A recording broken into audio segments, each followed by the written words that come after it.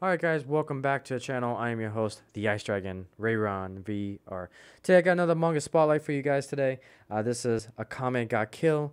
And let's go ahead and take a look at the back here and see what we got. Alright, so this is produced by the Yen Press. The rating is older teen for LVS and N. And it is MSRP of $13. So with that, let's go ahead and take a look at our tiny little statement here. Again, I don't know if you guys can see that, but we'll go ahead and dive into it. So teenage country bumpkin Tatsumi dreams of earning enough money for his impoverished village by working in the capital. But the short-lived plans go awry when he's robbed by a buxom beauty upon arrival. Penniless, Tatsumi is taken in by the lovely Miss Aria, but just when his capital dreams seem in reach yet again, Miss Ari's mansion is besieged by the Night Raid, a team of ruthless assassins who target high-ranking members of the upper class. As Tatsumi is quick to learn, appearances can be deceiving in the capital, and thus team of assassins just might be the good guys. The good guys? Jigga what? The capital? Hunger Games? What? All right. With that, so we're going to go ahead and dive into it. Again, you guys know the drill. I am going to be talking about spoilers. So if you don't want to get spoiled, feel free to watch this video at a later time. But with that, let's go ahead and dive right into it. First impressions, I like this story. I really like this story. I wish it wasn't rushed, though. There's a couple things in here that I wish we could have seen and get a little bit more developed, because there's a very particular turning point in this manga that would have been better if that was the ending of volume 1. So let's go ahead and talk about that. So we follow our main protagonist, Tatsumi, and basically he goes out on an adventure along with 2 of his other friends. And the whole intent is that they want to raise some money and support their local village. And so we find him going to the capital. So we find him basically in the capital city, and he wants to basically become a soldier so that way, he can get some money for the village. As we soon realize, though, the capital city is kind of a rough place to be. He goes to a bar. He meets this individual lady that says, or let me back up. So he tries to be a soldier, but then he can't. He gets kicked out because all of the recruitment is full, and so he cannot be a soldier. And so, we find him going to a bar where he meets this person, which later on turns on to be one of the Night Raiders. And she basically takes his money, scams him into believing that this particular lady can get him into the ranks of a soldier, and so he gives all of her money, and quickly realizes, or the bartender tells him that, hey, dude, you got scammed because they're about to close. It's the middle of the night, and Tatsumi then has to basically sleep outside at night. But then comes a lovely princess, Miss Aria, comes by and picks up our character here. Yeah, let me see if I can find a picture of Tatsumi so that way you guys get a visual representation. All right, so there is our protagonist, Tatsumi. And also there is our princess, Aria. And so Tatsumi is picked up by Aria, and they go to the palace. And then we get more of a backstory as Tatsumi talks with, I believe it's the father of the princess of Aria. I can't quite remember. But we get more of a backstory that Tatsumi had 2 other friends that were with him, and they were going to go to the capital, again, to get some money. But then they were surprised. No, they were scattered due to some bad guys. I can't remember exactly what the bad guys' names were, but They end up being scattered, and their main goal was to go to capital. So they all assume that they're going to meet up back at the capital. So that particular story, I wish we could have seen like the first half of this manga, so that way we can build up Tatsumi. I wish we could have seen Tatsumi actually leave with his two other friends. I think that would have been cool, and being able to set the foundation for our character. And so I wish the first half of this manga was dedicated to Tatsumi leaving the village with his two friends, wanting to go to the capital. And then they could have like met some monsters along the way to kill, because there are some monsters in here. And then we could have got in like the rich backstory of the other two characters. And then like halfway through the manga, we could have seen them get separated because of the villains that surprised attacked them essentially. And I wish where this volume started was halfway through, because I wanted more backstory with Tatsumi. That's my biggest issue with volume 1, is that I will go ahead and continue, and one of my biggest issues with this volume. So anyways, so we get that backstory again. I wish I could have seen a little bit more of that.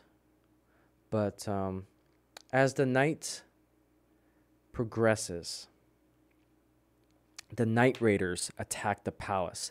And it is gruesome, to say the least. It is very mature type of slaughtering. It goes very similar to like Chainsaw Man in the level of gore that is. And to be honest, I like that. I like when a writer and an illustrator have no limits to their depiction of combat. Sometimes I think we water down combat too much to the point that it becomes a fantasy. The combat is very gory, and I really respect that in this manga. Really well done. I mean, you basically have an individual that gets sliced up to pieces. And so these Night Raiders then go and try to go for their main target, which is Miss Arya, which is I think the princess of this royal family. And so just when we think Tatsumi is going to basically become Swiss cheese, he basically parlays with Acme, which is another. So this is Acme right here, or Akame. Again, I apologize if I'm mispronouncing these names. I'm terrible at them. But anyways, we see Tatsumi and Acme parlay, and he's able to actually hold his own, which is quite impressive. And he's trying to, he's very cocky and very stubborn in his ways, and that he basically wants to protect the princess. But then there's a big 180 and shift when it comes to the story. And I wish this 180 plot line in here was at the end of volume 1, because then it would have probably had me more into the story. And so our main Night Raid team here basically showed Tatsumi that the capital is not what it seems to be. In fact, it is a very demonistic, possessed city. And when you look at the underground workings of the capital, there are human caucuses everywhere. These particular humans have been infected by what's called a rubella disease. And it's very clear that there's some supernatural shit going on with this capital city, and it's definitely not as what it appears to be. And then there was a big twist in here that Tatsumi finds his two other friends. One of them's dead, the other one is far gone with the Rubian disease and eventually dies later. And so I wish that scene in this manga, it's about halfway through the manga already. I wish that was at the end of volume 1, because then, we could have seen these three build up. We could have be immersed with them, have feelings for this character. I wish those three were more illustrated and portrayed in this manga, because I think that scene would have had a much more bigger impact when I read through it and seen the pictures. What I kind of felt from this was like, oh, wow, is friend dead? Okay. but I didn't feel any attachment to them because it was just more of a story that we see from Arya and Tatsumi and Ari's father. And so Tatsumi then does a complete 180 and realizes, okay, Capital City is an evil place, and he basically slices up Arya because Arya was possessed with whatever's going on with these creatures, and he basically slices them to pieces.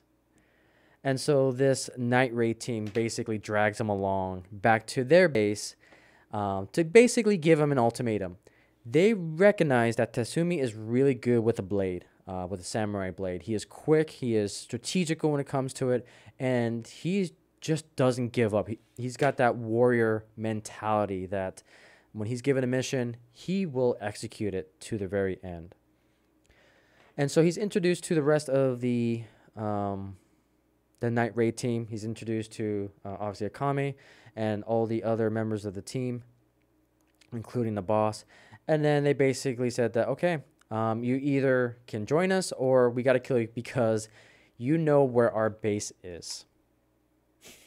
And so it became very clear that Tatsumi had one of those moments where, what would his friends do that were, killed? And he basically comes to the conclusion that, yeah, I'm going to join you guys. And so the second half of the book, we basically go through a montage, essentially, of him defeating monsters and get tasked to do certain things. So the first thing that happens is the base gets attacked, and we start to see Tatsumi kind of, he's not all talk. He's able to defeat these enemies. Now, there are some points of it that he gets a little too cocky, and some of the other members have to rescue him. But nevertheless, he's starting to gain an impression with the other Night Raid members. And so because of that, they decide, okay, you're going to go ahead and train with Akame, which is her right here. A very strong badass, to say the least. And so he trains with Akame. They do like some cooking tutorials. They go to fishing and so forth. It reminds me of, I think it's the Karate Kid that does is that if you focus on the simple tasks, then, you'll have the discipline to do the training when it comes to fighting. They try to do that in this, but it's not really executed that great. But it's still some character development that we get to see as a result. And so they start giving out missions to Tatsumi. His first mission was to go back into the capital city to find this thug that killed a family, essentially. I'm not going to go too much into the details because it's very quest-oriented. And I'll leave it for you guys to read through this so you can kind of see what happens with that. And Tatsumi basically gets tasked to kill these particular important players in the capital city. And with each killing, he gets more and more reputation with the Night Raid, and they start to respect him, especially with the last mission that he has to do. He has to kill this particular strong individual, and he almost gets killed, but he's able to actually come through and execute on his mission. And by the end of it, especially Akame has some interesting, I don't know, it's not really love per se, but a very fond respect for Tatsumi, considering that he's able to handle his own and so forth. And so that's basically the rest of the volume, is that he does some quests, he gets more reputation with the Night Raid members. So, and that's pretty much where volume 1 ends. So I've seen this manga relatively popular on the internet, and it's like, what, I'll dive into it and see what it's all about. Now, don't get me wrong, this manga is definitely really good. It is very gory. It has a very interesting story to it. To me, it feels like Hunger Games, but again, that's kind of a stretch because, they are their own separate stories. But to me, there's a lot of at least when it comes to the world, that was kind of the biggest connections that I could make. It's like, okay, you got a capital city, you've got these villages that are kind of separate from the capital city and so forth. You know, it just gave me the Hunger Games vibe when it comes to the world. But when it comes to the characters, like I said, I wish one thing I wanted was I wanted more of a backstory to Tatsumi and his friends. I wanted more of that story that he goes out with his friends to the capital city, and we start seeing the characters develop. We start seeing the world develop around it. Because again, I always advocate that the world is a character, and I wish we could have seen that through the three original friends. I felt that part was completely rushed when it comes to the backstory and me as a reader trying to get into it. But especially with that twist that happens in the middle, that the capital city is actually evil, I think that could have been emphasized so much better if we had that backstory. But that's not how it came out to be.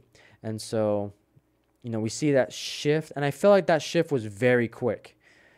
I wish we could have seen Tatsumi mourn a little bit, but the fact that the Night Raiders basically dragged him to base, it felt kind of awkward at that point, because it's like I realized that the Night Raiders, I don't know, it just felt kind of strange that, oh, we're gonna drag this boy to our base. I realized that they have potential, but I think it could have been developed a little bit more. It just felt rushed. I think as I read more volumes into this series, I think I'll like it more and more. I just felt like volume 1 was trying to give us too much too quickly. It was like, bam, you have this individual who was trying to go to capital city. Bam, the Night Raiders show up. Bam, you know, the twist about the capital city being evil. And bam, you know, we're going to take you to our boss to see we become a Night Raider. It just felt so rushed in volume 1.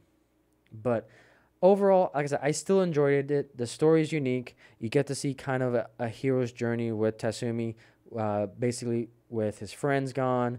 His world is flipped upside down.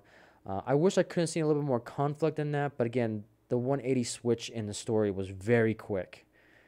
And I wish I could have got a little more detail in that. But overall, I did enjoy it. So the characters are badass, very overpowered, and very hack and slash type of illustrations in this manga. So, but overall, I do recommend it. It's a good one, and I can't wait to see where it goes after that. So, but with it, guys, again, if you have any manga suggestions, feel free to leave a comment down below. Like, comment, subscribe. If you like what I do here, feel free to look at all of the links down below to support my work and support the Icey Fellowship. And with it, guys, thank you so much for watching this video, and I'll see you on the next one.